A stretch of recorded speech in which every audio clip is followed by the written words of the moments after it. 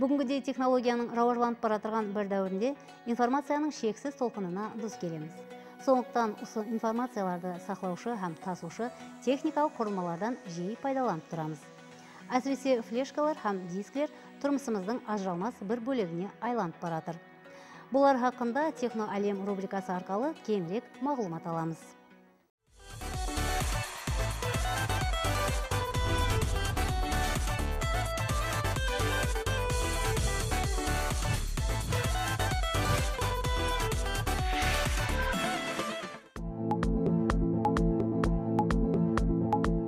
Информацияны сақлаушы һәм тасушы құрылмалар өткен асырдың 80-ші жылдарында пайда болды.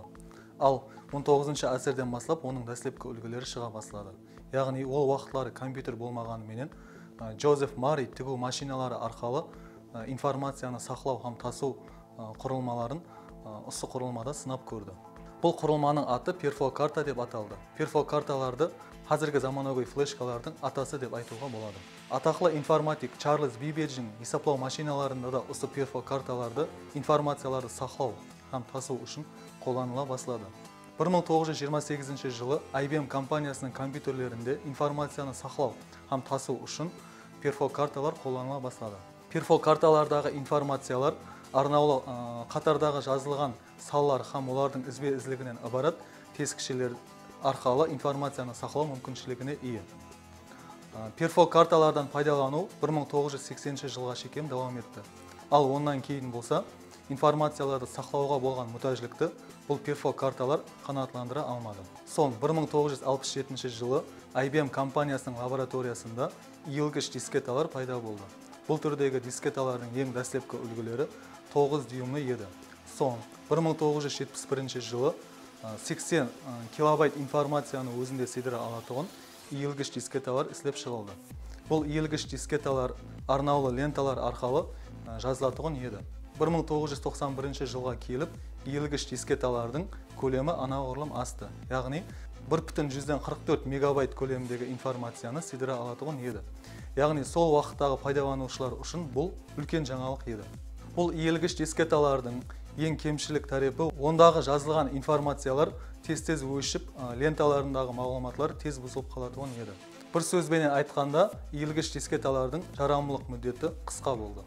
Информация тасушылар дәуіріндегі кейінгі қадем CD дисклер, яғни оптикалық дисклер болды. Оптикалық дисклердің бірінші әулеті 1971 жылы ісілеп шығылды. Оптикалық дисклер пайда болғаннан кейін аудио һәм видео мағлұматларды жазу имканияты жаратылды. Бұл түрдегі дисклерде мағлұматларды оқу һәм жазу оптикалық нұрлар арқылы әмелге асырылды. Яғни бұл түрдегі дисклер 700-800 мегабайтқа шекемінгі информацияларды өзінде сақлайтұғын еді. Ал оптикалық дисклердің екінші дәуірі, яғни екінші әулеті 1996-1997 жылдар аралығында ісілеп шығылды. Бұл екінші әулет дисклер DVD дисклер деп аталды. Яғни алдыңғы CD дисклерге қарағанда DVD дисклердің сыйымдылық жағынан анағұрлым үлкен еді. Яғни 4 гигабайтқа шекемгі информацияларды өзінде сақлай алатұғын еді. Ал үшінші әулет оптикалық дисклер қазіргі уақытта тұрмысымызға кіріп келмекте. Бұл түрдегі дисклерге DVD, HD һәм Blu-ray форматындағы видео мағлұматларды жазу мүмкіншілігіне ие. Олардың көлемі 23 гигабайттан 128 гигабайтқа шекемгі информацияны өзіне сыйдыра алады. Оптикалық дисклердің кемшілік тарапы механикалық бұзылуларға шыдай алмайды. Яки иненің тесігіндей даққа ямаса сызық тиіп кетсе, бұл дискетадағы жазылған мағлұматлар бөлініп, ямаса бұзылып қалуы мүмкін. 1984 жылы Toshiba компаниясының инженері Fuzio Masuka флеш ядлы флеш дисклерді ісілеп шығара бастады. Ал 1988 жылдан бастап флеш дисклер Intel компаниясы тарапынан ісілеп шығарылып, сатыла бастады.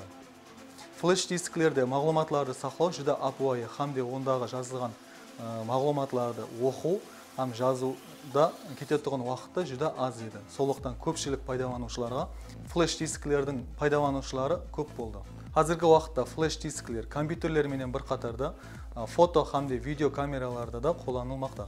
Бүгінгі күнде бұл дискілерді 100 гигабайтқа шекемге информацияларды өзінде сақлай алады. Флеш-картада информацияларды жазған сайын, хам форматлай берген сайын, ондағы сыйымдылық көлемі де азая береді. Хатта істен шығуы да мүмкін.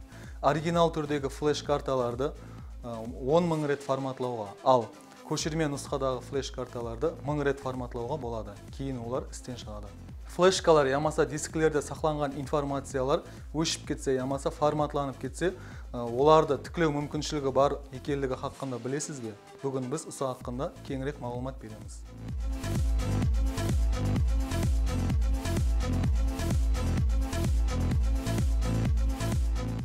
Информацияны қайта тіклеу процесінде бір нәрсені яттан шығармауымыз керек. Бірінші нәубетте информация тікленіп отырған бұл құрылмамыз, флешка болсын, басқа информация сақлаушы құрылма болсын, ол жарамлы ауқалда болуы керек. Яғни айтқанда, ол флешка қаншелі таза болса, соншелі ішіндегі өшіп кеткен мағлұматлар жақсы тікленеді. Егер де сіздің флешкаңыз көп уақыттан бері пайдаланған болсаңыз, һәм де ол көнерген болса, ондай кезде ішіндегі мағлұматлар, өшіп кеткен мағлұматлар толығыменен тікленбей қалуы да мүмкін. Һәм де бір нәрсені ядыңызда сақлаң, бұл флешканың ішіндегі мағлұматлар өшіп кетуі тек қана ол форматланып кетуі, ямаса делета түгмесі басылып кетуі арқылы өшіп кетпейді. Һәме уақытта флешкаңызды дұрыс пайдалануды білің. Флешканы пайдаланғанда да оны дұрыс пайдаланып, яғни айтқанда флешканы компьютерден шығаратын кезде оны бірінші извлекать етіп болып компьютерден шығарың. Сақланған информацияның өшіп кету қаупі әрдайым болғанындай, бүгінгі бағдарламада біз сізді Windows операцион системасы орталығында істейтін мини-тул бағдарламасы менен таныстырып өтпекшіміз. Көріп куәсі болып атырғанымыздай, информацияларды сақлауға һәм тасуға болған талап жаңа технологиялардың эволюциясына қарай арта береді. Әсіресе олардың ішінде флеш-карталар күнделікті тұрмысымыздың ажырамас бір бөлігіне айланып бара жатқандай болып көрінеді.